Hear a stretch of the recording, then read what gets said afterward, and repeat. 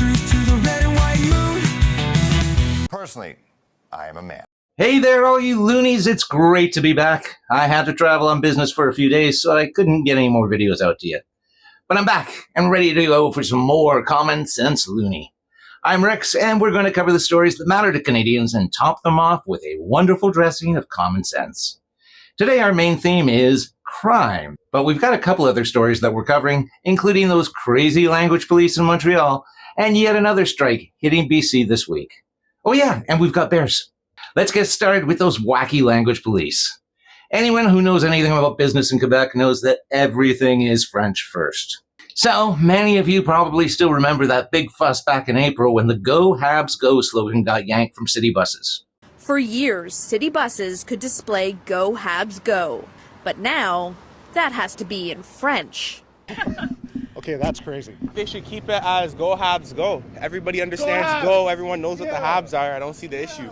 Many Quebecers and politicians agree. It's a waste of time, waste of money, waste of energy. For me, it has no impact on the protection of the French language. We're using Go Habs Go. We've been using Go Habs Go for 100 years now. The OQLF, the Office of the French Language, told CTV this intervention did not originate from the OQLF, but was made following a complaint of having Go CF Montreal Go on an STM bus.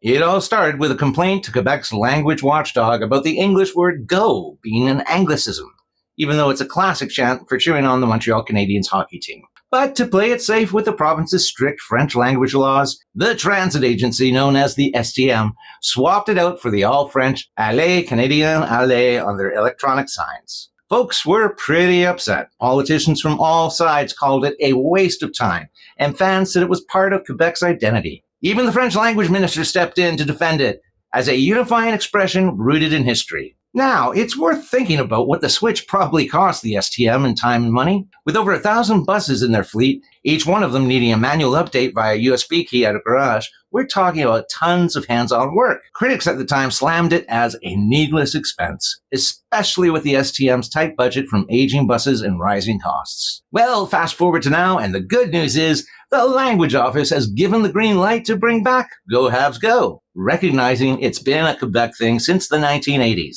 But here's the catch. The STM says it's too expensive and logistically tough to update the signs on over 1,000 buses before winter. Each one needs that same manual tweak with a USB key, and they only do these big updates once a year to save money, especially with their tight budget and aging fleet. So, as the Habs gear up for their season opener on October 8th against the Toronto Maple Leafs, go Leafs go, those buses will be stuck saying, Allez, Canadiens, allez. It might not be what fans want, but it's a reminder how these language rules can tangle up even simple cheers and hit the wallet twice over. Okay, so our main segment today is on crime, and let's get right into it.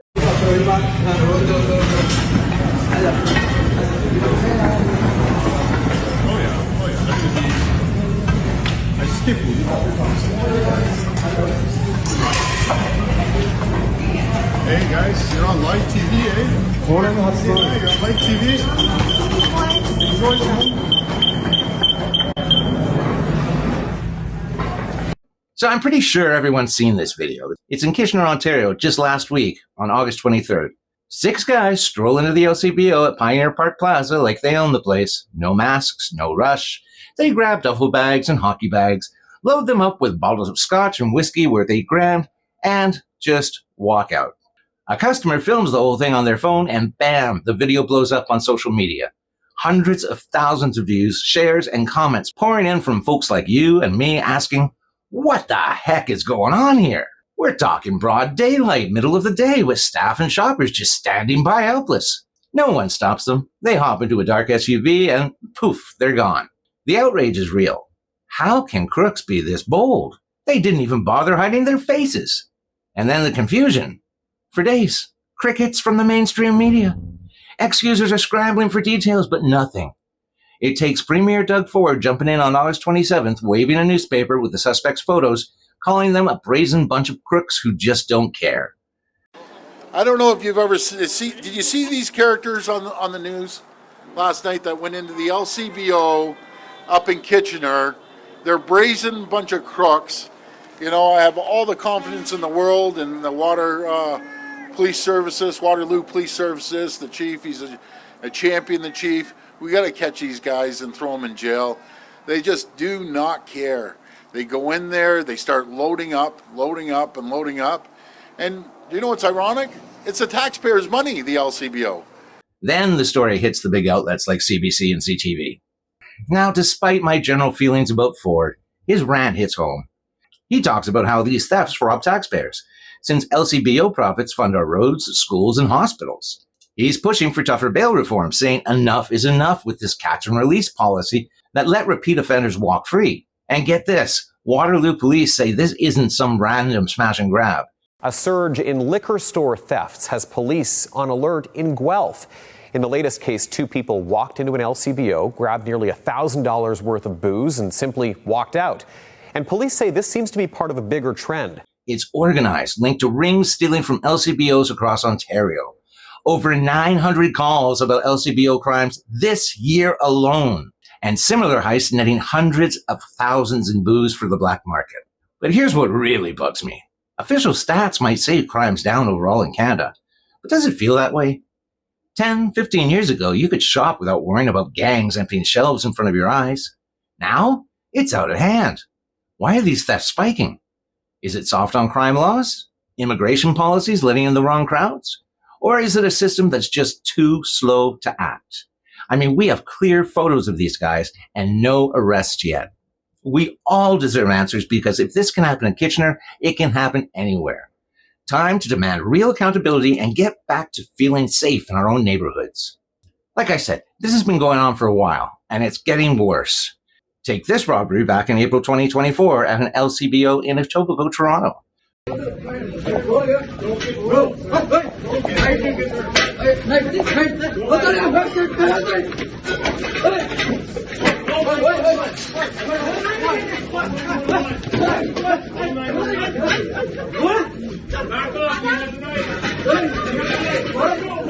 Let it go. Let him go, sir. Let him go. Let it go. Let him go. Let him go, sir. 3 suspects, 2 guys and a woman, walked in, stuffed big bags with over $3,000 worth of high-end booze, and tried to bolt. A customer stepped up, blocked the door, and even threw some punches to stop them. But in the video, you can clearly hear the staff and other folks yelling things like, "Let them go," and "It's not worth it." The thieves got away, of course. But come on, why no security guards there to handle it? Why has a regular customer got to risk their neck to stop these crooks? And most importantly, why does it seem like Canada is so bent on letting criminals go? And it keeps going. Hey. No, stop. No, let him go. Leave it alone.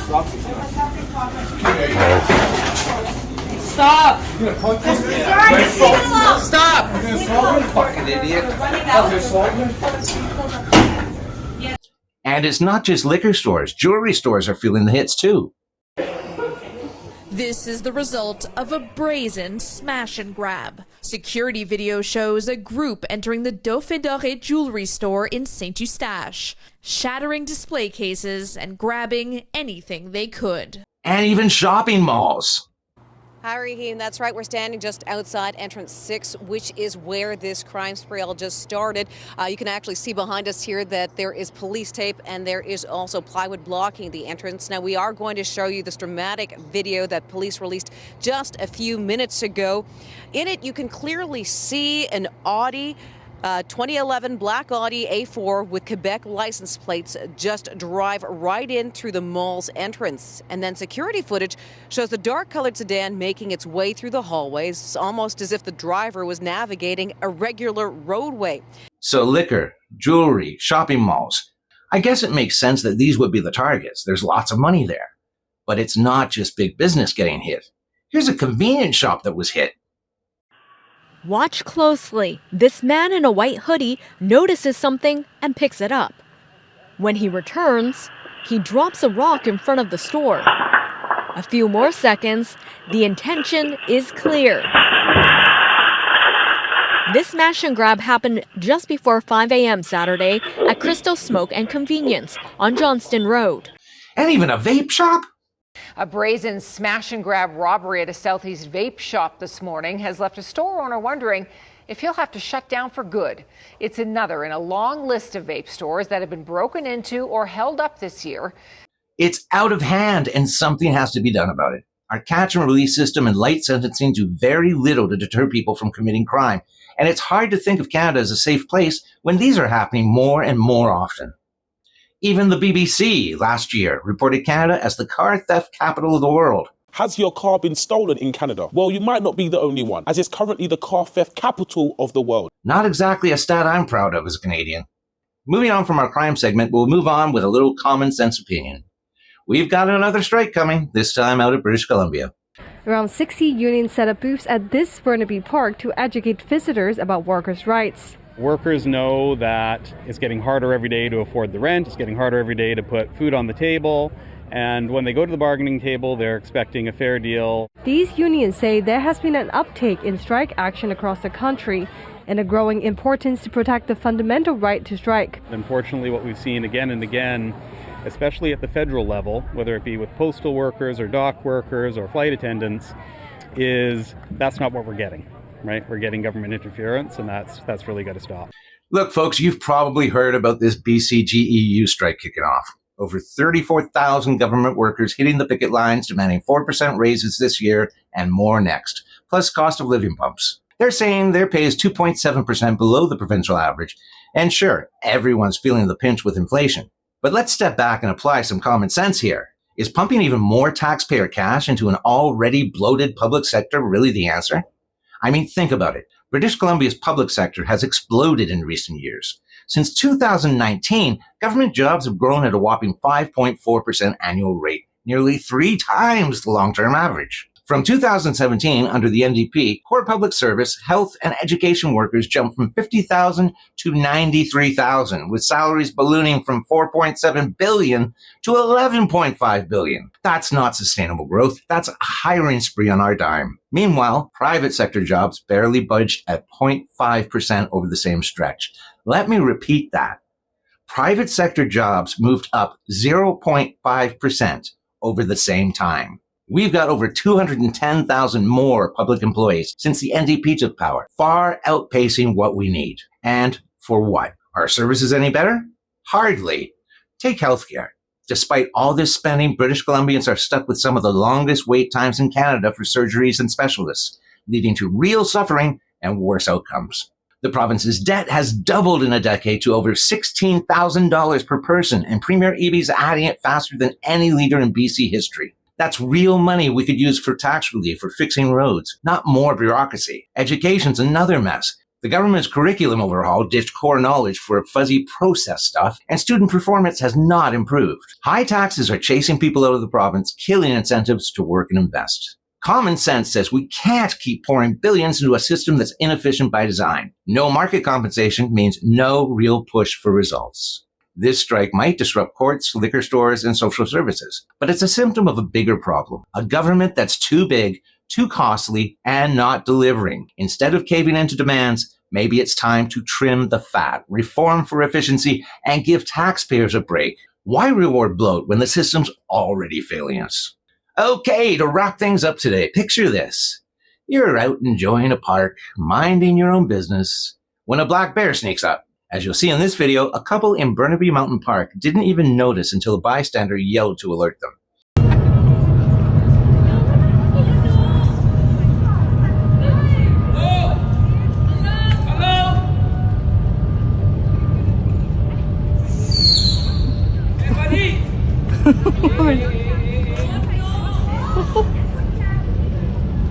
Excuse me!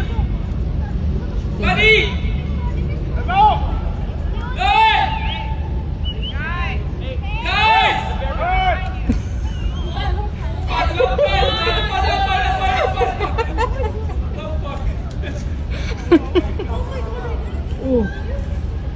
They got away safely, but it was a very close call. And now, common sense bear safety. First, stay aware of your surroundings. Don't zone out like that.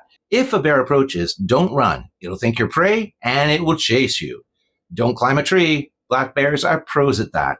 And don't play dead. That's for grizzlies, not black bears. Instead, stay calm and face the bear. Make yourself look big by spreading your arms or your jacket. Talk firmly. Hey bear, back off. Back away slowly without turning your back. Bears usually avoid us, but this stuff will keep you safe. Stay smart out there. And no, I'm not a professional in bear response tactics, so take what I say with a grain of salt. Just try to stay away from bears. So that's it, all you wonderful viewers. If you like this video and you want to see more, there's a pretty little subscribe button down there you can click on, and a thumbs up button that'll make you feel special. We'll be back at you with another video soon. Again, sorry for the gap in uploading, but I was on the travel experience from hell, and it didn't even involve Air Canada. Take care, all you loonies. Let's keep growing our community and bring some more common sense to Canada. As always, stay strong, stay skeptical, and of course, stay loony. I'm here to cut through the haze, no disguise. Gonna open your eyes to politicians' lies. Canada's great, but led by wackos, it's true. Time for no nonsense, me and you. I'm the CommonSenseLoonie, hear my call. Ditch bingo night games, we'll fix it all. CommonSenseLoonie, that's my tune. Bringing truth to the red and white moon. Personally, I am a man.